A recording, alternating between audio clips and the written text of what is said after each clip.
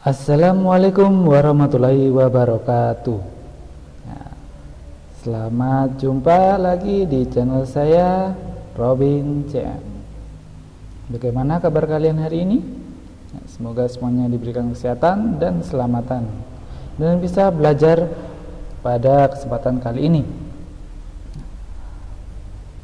Pada kesempatan kali ini kita akan belajar mengenai ayo selamatkan hewan dan tumbuhan. Kelas 6, tema 1, subtema 3, pembelajaran 1. Sebelumnya jangan lupa untuk subscribe channel ini, berikan like dan share untuk channel ini bisa menjadi lebih baik lagi ke depannya.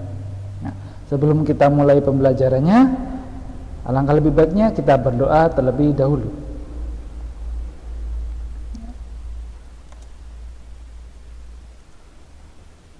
Ayo selamatkan hewan dan tumbuhan.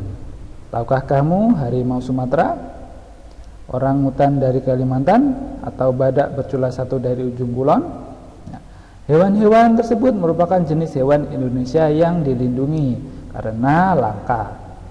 Apa yang menyebabkan hewan-hewan tersebut menjadi langka? Silakan dilihat video berikut.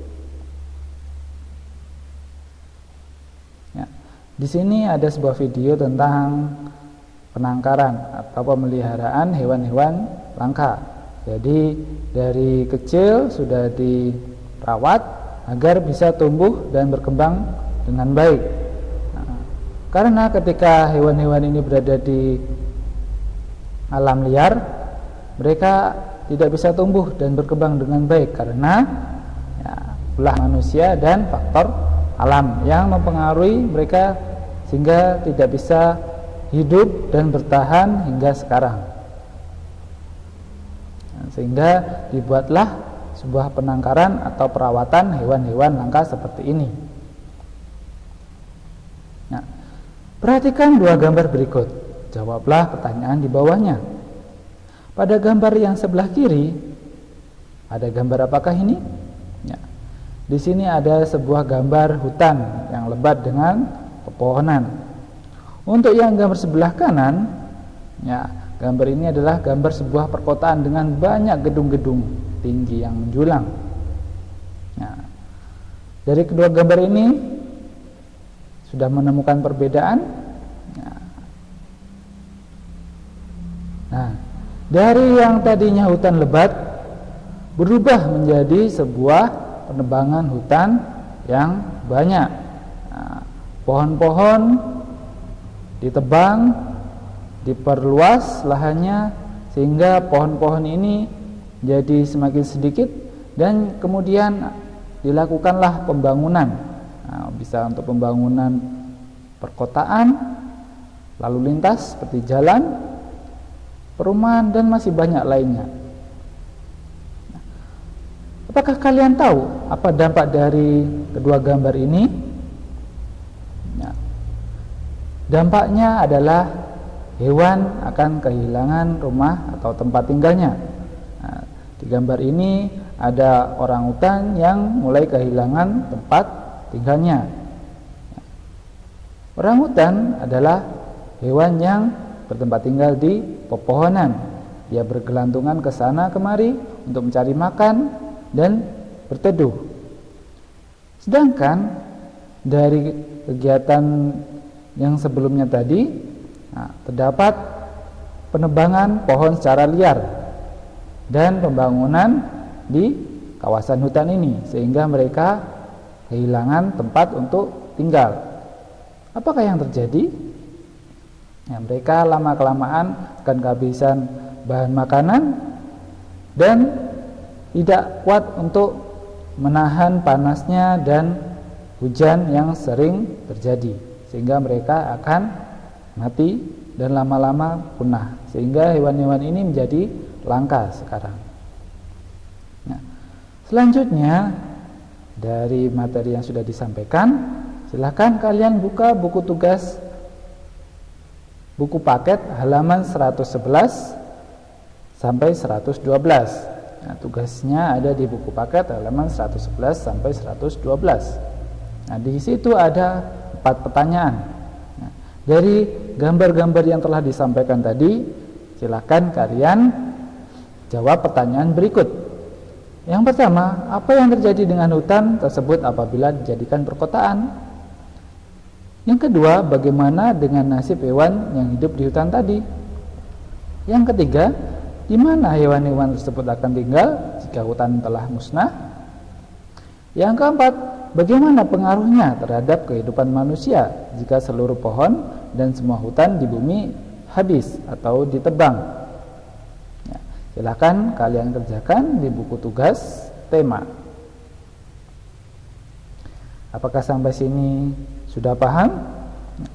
Jika sudah paham, kita bisa lanjut. Jika belum paham, silakan diulangi video ini.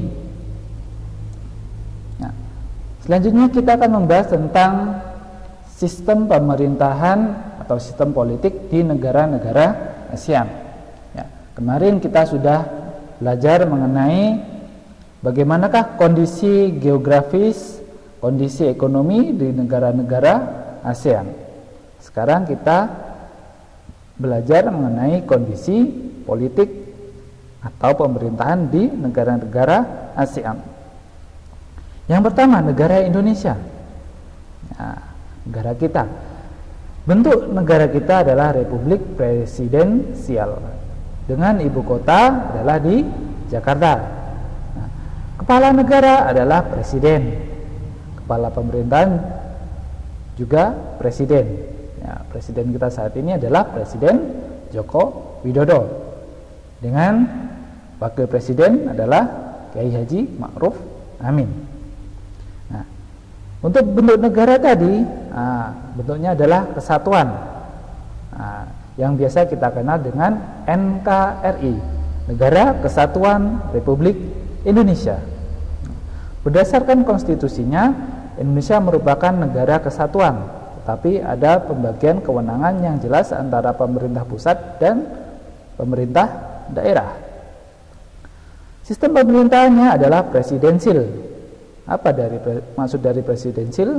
Ya, presidensil adalah sistem presidensil di Indonesia dijalankan dengan cara pemilu atau pemilihan presiden dan wakil presiden yang sepaket atau sekalian, satu kali pemilihan. Presiden menjabat sebagai kepala negara sekaligus kepala pemerintahan. Ya, jadi sistem presidensil ini adalah dipimpin oleh seorang presiden. Selanjutnya adalah negara Brunei Darussalam. Negara ini berbentuk monarki absolut dengan ibu kota di Bandar Seri Begawan. Kepala negara adalah sultan, kepala pemerintahan adalah juga sultan. Bentuk negara adalah kesatuan. Negara Brunei dibagi ke dalam 4 distrik administratif yang dipimpin oleh pejabat yang bertanggung jawab ke Perdana Menteri. Sistem pemerintahan adalah kesultanan. Pada dasarnya, kesultanan berperan dominan pada sistem pemerintahan Brunei.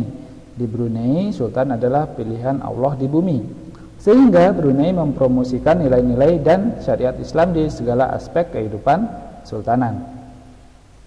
Selanjutnya adalah negara Kamboja. Bentuk negara monarki konstitusional dengan ibu kota Phnom Penh. Kepala negara adalah raja, kepala pemerintahan adalah perdana menteri. Bentuk negara adalah kesatuan. Kamboja terdiri dari 24 provinsi yang masing-masing dipimpin oleh gubernur seperti di Indonesia. Sedangkan sistem pemerintahannya adalah parlementer. Administrasi negara dipimpin oleh Perdana Menteri yang dibantu dijalankan oleh Dewan Menteri. Para menteri yang tergabung dalam Dewan Menteri bertanggung jawab pada Perdana Menteri dan NA. Selanjutnya adalah Laos. Bentuk negara adalah Republik Sosialis. Ibu kota berada di Vientiane. Kepala negara adalah presiden, kepala pemerintahan adalah Perdana Menteri. Bentuk negara adalah kesatuan. Negara Laos terbagi dalam 16 provinsi dan sebuah zona khusus yang diperintah secara militer. Sistem pemerintahan adalah parlementer. Kepala negara dipimpin oleh presiden dan kepala pemerintahan dipimpin oleh Perdana Menteri. Nah, sebelum dilanjut, perlu kalian ketahui maksud dari kepala negara dan kepala pemerintahan. Apa itu kepala negara dan kepala pemerintahan? Kepala negara itu yang memimpin sebuah negara. Misalkan ada pertemuan, maka yang mewakili adalah presiden. Sedangkan kepala pemerintahan adalah yang berkuasa atau yang berwenang untuk memerintah suatu negara, adalah Perdana Menteri. Seperti itu. Jadi yang melaksanakan sistem pemerintahan ini adalah Perdana Menteri. Selanjutnya, negara Malaysia. Bentuk negara adalah monarki federasi. Ibu kotanya berada di Kuala Lumpur. Kepala negara adalah Sultan yang di Pertuan Agung. Kepala pemerintahan adalah Perdana Menteri. Bentuk negara federasi tadi, kenapa disebut dengan federasi? Karena Malaysia merupakan negara berbentuk federasi dengan 13 negara bagian. Jadi di negara Malaysia itu ada negara-negara bagian atau negara-negara kecil. Sistem pemerintahannya adalah parlementer. Sistem pemerintahan parlementer di Malaysia menganut model Westminster, di mana kepala negara dipegang oleh yang di Pertuan Agung. Kepala negara ini dipilih setiap 5 tahun oleh lembaga bernama Conference of Rule. Selanjutnya adalah negara Myanmar. Bentuk negara adalah republik parlementer. Ibu kota berada di Rangoon. Kepala negara presiden. Kepala pemerintahnya juga presiden. Bentuk negara kesatuan. Sistem pemerintahnya adalah presidensil. Presiden adalah kepala negara sekaligus kepala pemerintahan, sama seperti di Indonesia tadi. Di Myanmar presiden dipilih oleh Electoral College yang anggotanya terdiri dari Yutu Gliutau, Amiota Gliutau, dan Tatmadaw atau tentara. Selanjutnya adalah negara Filipina. Bentuk negaranya adalah republik presidensial, ibu kota Manila, kepala negara presiden, kepala pemerintahan juga presiden. Bentuk negara adalah kesatuan, meskipun disebut dengan negara kesatuan, tetapi kenyataannya konstitusi Filipina menyebut eksistensi dua region otonom, yakni region otonomi Muslim di Mindanao dan Cordillera, yang memiliki kekuasaan legislatif tertentu. Sistem pemerintahan adalah presidensil. Presiden menjabat sebagai kepala negara dan kepala pemerintahan yang dipilih untuk jabatan 6 tahun, sementara untuk wakil presiden dipilih secara langsung dan terpisah dari pemilihan presiden. Selanjutnya adalah Singapura. Bentuk negara adalah republik parlementer. Ibu kotanya berada di Singapura. Kepala negara adalah presiden. Kepala negara Singapura ialah presiden yang dipilih untuk menjabat selama 6 tahun. Kepala pemerintahan adalah Perdana Menteri. Bentuk negara kesatuan, sistem pemerintahan adalah parlementer. Sedangkan kepala administrasi negara dikepalai oleh Perdana Menteri yang dibantu oleh menteri-menteri yang semuanya anggota parlemen. Perdana Menteri ditunjuk oleh presiden, sedangkan para menteri diangkat oleh presiden atas saran Perdana Menteri. Perlu kalian ketahui, Perdana Menteri ini adalah istilahnya ketua dari menteri-menteri. Seperti itu. Namun di sini kekuasaannya masih rendah daripada presiden. Selanjutnya adalah Thailand. Bentuk negara adalah monarki konstitusional. Ibu kota berada di Bangkok. Kepala negara adalah raja. Kepala pemerintahan adalah Perdana Menteri. Bentuk negara kesatuan. Negara Thailand dibagi ke dalam 76 provinsi yang disebut Changwat. Setiap provinsi atau Changwat ini dipimpin oleh gubernur yang diangkat oleh Mendagri, seperti di negara Indonesia.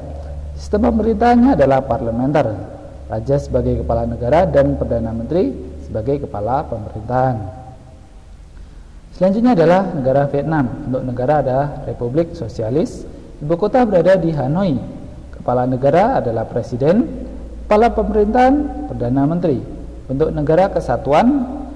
Administrasi pemerintahan Vietnam dibagi ke dalam 64 provinsi. Sistem pemerintahan adalah parlementer. Eksekutif Vietnam adalah organ eksekutif yang dimiliki oleh NA atau National Assembly.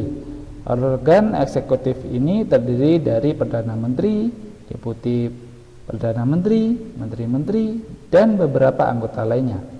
Presiden di Vietnam merupakan kepala negara yang mewakili rakyat secara internal dan eksternal. Bagaimanakah? Sudah paham sampai sini? Ya. Jika sudah paham, silakan dilanjut.